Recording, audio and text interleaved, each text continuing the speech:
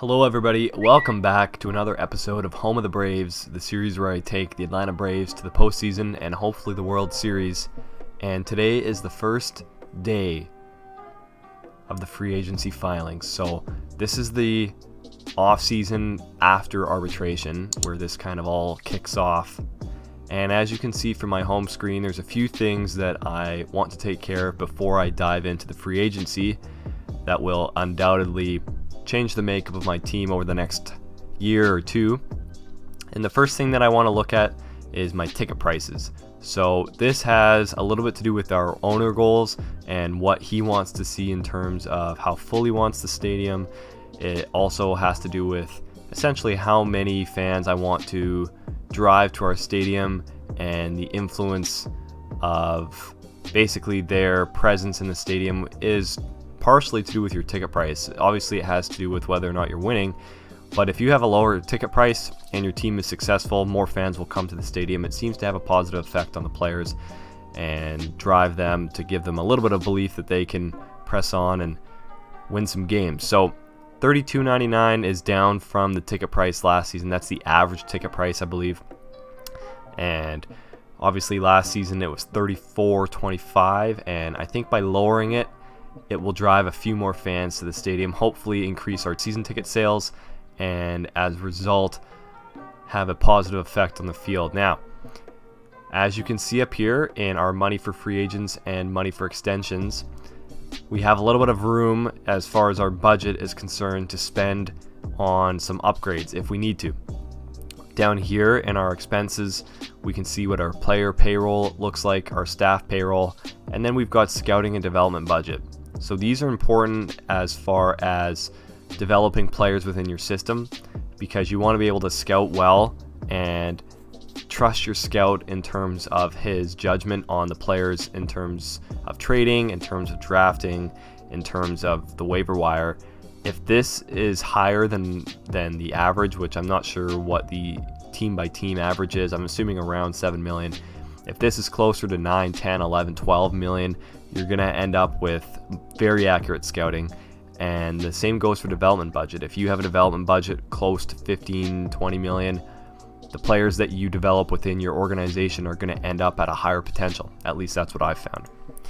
I'm not sure if that's exactly what the developers would tell you. So I'm going to increase both of these budgets. The scouting budget I'm going to put up to 8. Now, you don't want to go hell for leather and increase this to something like 10 or 12 or 15 million in your first season. You're really going to hurt yourself. So I just incrementally increase my development and scouting budgets. So this I'll make 15 million, and this will take away from some of the free agency and extension money that I have. So there, we've set them at 8 and 15 million, and I hope to incrementally, especially the scouting budget, I want to make that 10 million, and my development budget, I'm hoping for maybe 17 million by the time it's all said and done. But that's a few seasons away, of course. We don't want to just, like I said, increase that super high right off the bat. What you want to do on the first day of the offseason, so that you don't forget, is offer extensions to all your expiring minor league staff members, and just go through and take a look if the number makes sense. So, I mean, for some of these guys, you might want to offer it yourself to keep the number at a fair number. Like, for instance here, 138 on a 1-year contract extension for Danny Santaspen, and I'm not sure, I mean, that's over double what he's making right now, but generally speaking, the AI offers a fairly reasonable deal to the personnel that you have in your minor league system. So I think that's the only one that I'm kind of concerned about. But it's nice, because what you can do to save some extra money is if your personnel in the majors expire, all you have to do is appoint your minor league personnel in that particular management position on your major league team. So who are the players or the personnel that I'm losing this season? At the end of the season, it will be Rick Kranitz, who's my pitching coach. He's done pretty well, and so I'll offer an extension to him, and I'm going to negotiate. So he's making $270, I think, right now, and he's asking for $370. So I'm just going to come back and offer him $300,000. If he negotiates back, he's making $240. Yeah, so $300 is a fair number. If he negotiates back, I'll maybe increase that a little bit. And the same for Tom Branaski, who we brought in halfway through the season. He's done quite well because we did have that resurgence, and he's only asking for 198. So what I'm going to do is offer him 185 and submit that offer. The rest of them are not expiring, so there's no need to renew their contract. If we look down, we had a pretty decent season last season in the player development in terms of my minor league affiliates, so that's good. And if we look down our salaries, we have, if you just want to flip back here to the front office page, you can see here where my money for extension is, and that money will go up and down depending on if I re-sign any of these guys. So Travis d'Arnaud, we'll sort of see how he does throughout the season. I'm actually fairly happy to keep him and re-sign him for a similar number, so long as he produces similar numbers, because he's pretty good in the field. Not great, but I'd say just about average or just above average. And then somebody that bats 280, has an on-base percentage of 415 as a catcher. Very useful, very serviceable. Eddie Rosario, I can't imagine that he continues to bat 340, so we'll see if he's worth keeping. I might deal him. I might just let him walk. We'll see. And then Freddie Freeman is the real question mark in my organization. Do I re-sign Freddie Freeman and try to work a deal? I can imagine that this guy will be a star player in the league for another 5 or 6 seasons, but after that, I mean, who knows? He's 6'5", 220, so that's the kind of size that you can see really falling off a cliff as he gets to 35, 36, 37 years old. So we got to be careful with him. He is first base, which means positionally he should be safe. The problem is, of course, he's in the National League, so we can't just switch him over to DH in the event that he has a drop-off in his defensive skill. So that's something that we have to keep in mind. In the meantime, we can just look at our lineup here.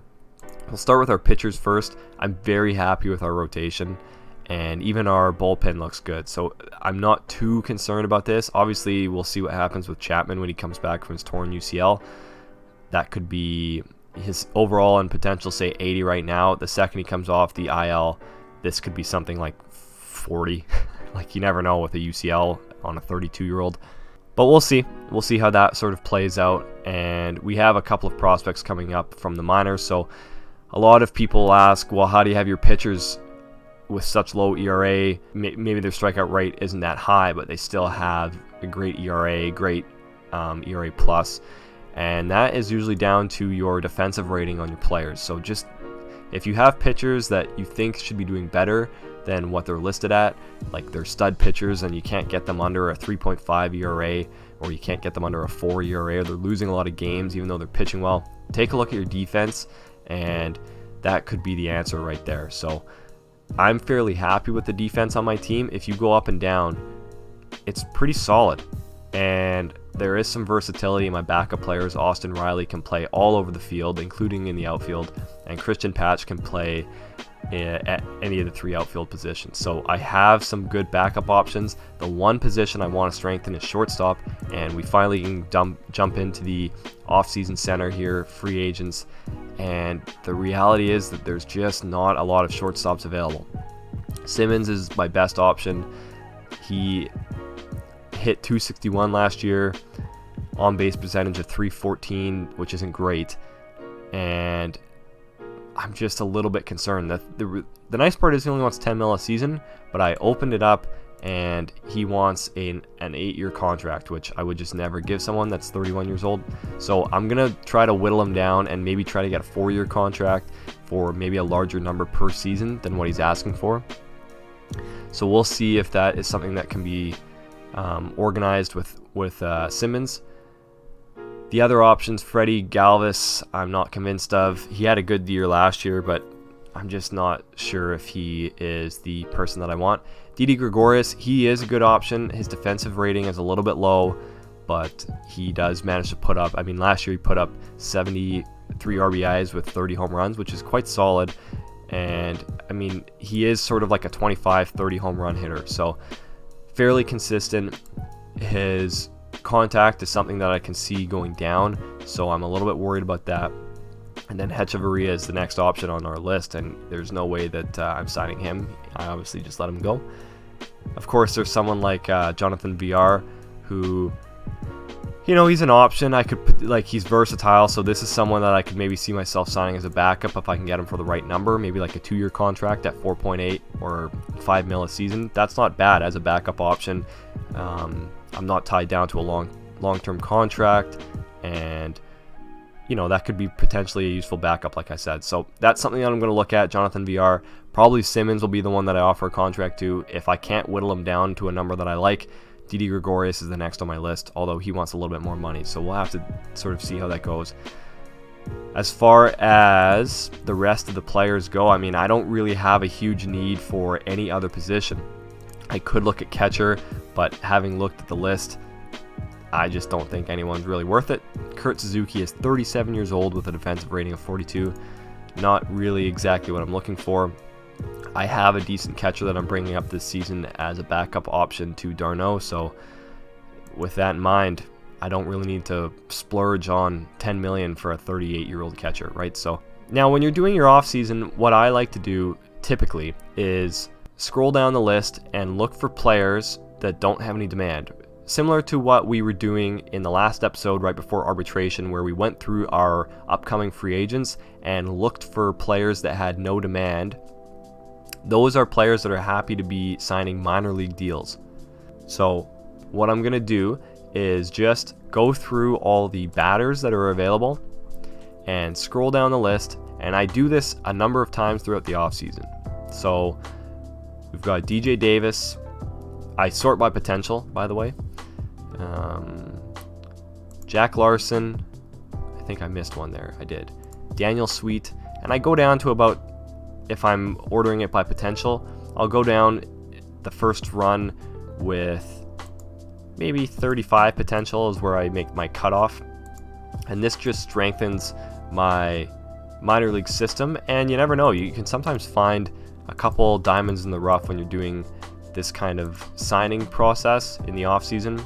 So there's a ton of players down here, so I'm just going to sign down to 37 and grab a couple of players for my minor league system. So I just offer a minor league contract like that, and then I select all and deselect all, and then I go to pitchers and I do sort of the same thing. I just go down the list, I look for players that don't have a major league contract demand, and I just sign them to the minor league system, just like so. And for my minor league pitchers, I typically sign down to about 40. Anything worse than that, and you kind of stunt the development of your own pitcher. So I'll go down to, I'll just go down to this Brian Hudson, who's 39, offer a minor league contract just like that. And then, now that we've basically beat around the bush with the rest of the offseason and maybe took a look at something like this. This is a great little tool here, this offseason summary by team. What you can do is just get a look at the rest of the offseason, how the offseason is going for the rest of the teams in the majors. And this will change as the offseason goes. This is just how teams are faring in terms of WAR gained and lost. So to make a really complicated stat, I mean, if you don't understand what WAR is, maybe Google it, because I'm not going to spend 10 minutes trying to explain it. But if you go through and take a look at the standings from last season, you get an idea of the WAR gained and lost of the teams in your division, in your conference, in the entire major league. I guess they call them in your league, not conference. So in our league, the National League, we want to take a look and see, how did Philly fare? How did the Mets fare? How did the Nationals fare? What happened with Pittsburgh, the Dodgers, etc., to get an idea of have they improved or have they gotten a little worse? What can we sort of hope for next season? So this is good. The Nationals have lost 10 WAR score, which is in essence basically a good thing for us. Same thing with the Mets, and then the Phillies have lost 7.4. So overall, the teams in our division have lost close to 30 WAR score, which is very positive for us. Obviously, we're down here, we've lost more than them, but the goal will be, of course, to sign players to make up for that, and I think that's very possible. I mean, sometimes WAR score isn't the most accurate stat, just in general, but also you don't know what prospects they're bringing up. But generally speaking, the AI, when they lose WAR, is bad.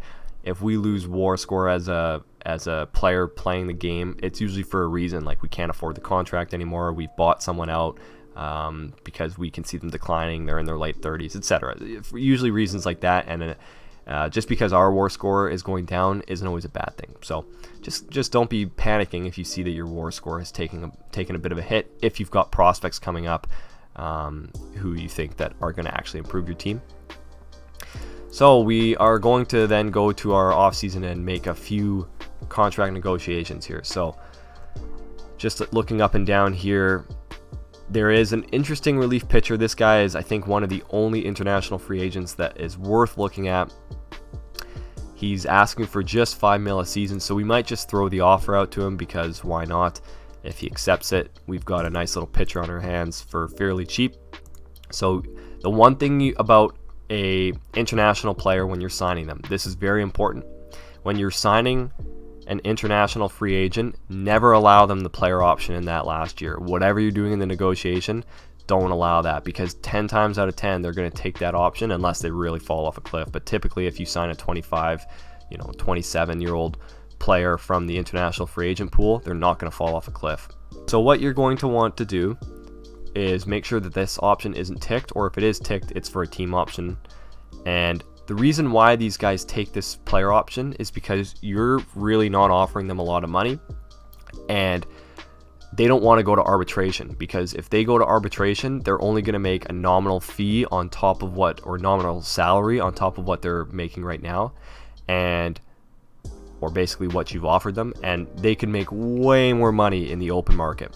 So instead of allowing them to do that, you untick that option and you see, okay, for instance, I don't want to give this guy a 5-year contract. I never like those big contracts. 4-year contract. Let's see if he says anything positive there. A decent offer. So we'll submit that. Why not? Doesn't hurt to get a nice relief pitcher in like that. He's got a really good fastball, almost 100 miles per hour, and a good curveball to complement it. Doesn't hurt to bring him in. And then as far as the batters go, I mean, LeMahieu is an interesting option because he's versatile, and that is something that, would be interesting to bring in. But I mean, 12 mil is not terrible, especially for 6 years, and he is preferring vesting options, which is the good neutral ground over player and team options, because if he's getting 500 plate appearances in his last 2 years of the contract, he's going to be worth keeping for the next season most of the time. That's not always the case, but it's a better compromise than a player option. Player options just kind of suck, to be honest, guys. So, but the one thing that I'm wary about here is we lose a draft pick. And if I make too many off-season signings, losing a draft pick can be losing 3 or 4 draft picks, and I would prefer not to do this. The one thing about signing DJ is there's nowhere to really play him, because I have Ozzie Albies, and I'm not going to play him at first because I got Freddie Freeman. And I'm not going to play him at third, I don't think. I could, I suppose. But to be honest, Camargo, I'm fairly happy with him, and I'm not sure if we need to replace him, even though that's an owner goal. So the player I'm really looking at here is Simmons. Let's see if we can get him for maybe like a 2 or 3 year contract.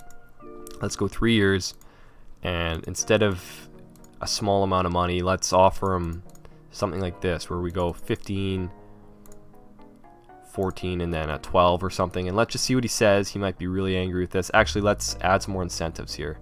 So plate appearance bonus, if you get 600 plate appearances, we'll give him another bonus on top of this. We'll go 650, and MVP, like there's not a chance in hell this guy wins the MVP, but we'll go 1.5 mil for that. And all-star selection, sure, this is the most likely one, so we'll give him 150. So let's see what he says. He'll come back and say no way. Oh wow. So there you go. I mean, I'm fairly happy to get this guy for 15 mil in this first year, and then 12 mil in his final year as a 34-year-old is reasonable. I mean, we could always trade that kind of contract, so I'm fairly happy to get that. Obviously, he's a Gold Glover essentially the last 5 years that he's been playing, so happy to get him for that. And that kind of allows us a little bit extra space, I think, in our ability to negotiate. Let's see. Profar, he's versatile as well. He's used to getting about 500 plate appearances, so he won't get that here because of the fact that we've got Albies, obviously.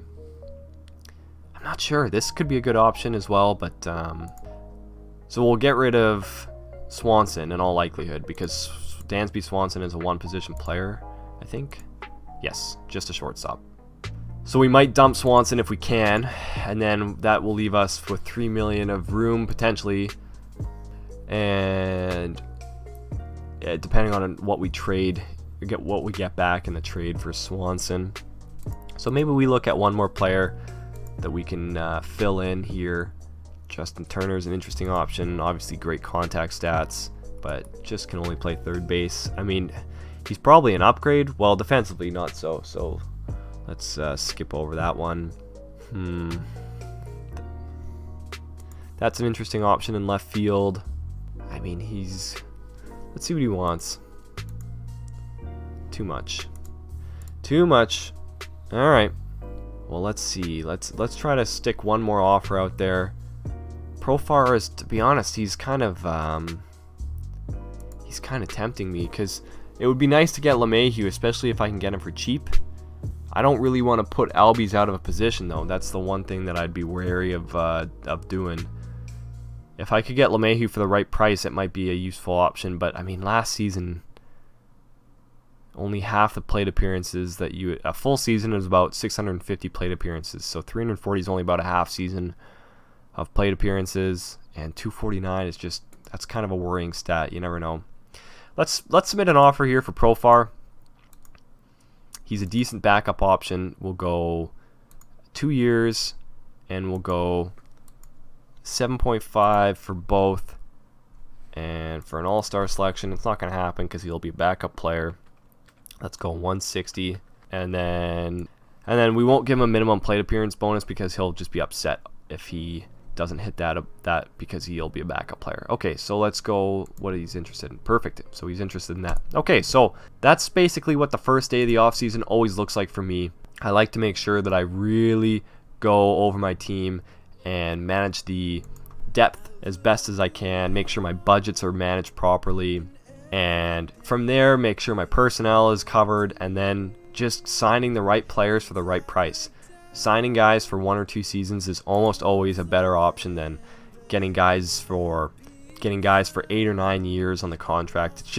It's not right, I don't think, to make kind of those long-term plans unless you're willing to switch teams and mix things up as you progress in your save.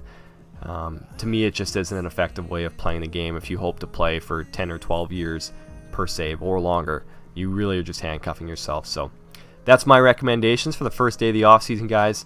I hope you've enjoyed this video. If you've learned something and you've made it this far, drop it a like. I'd really appreciate it.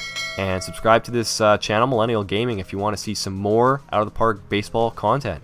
Until the next video, guys, take care.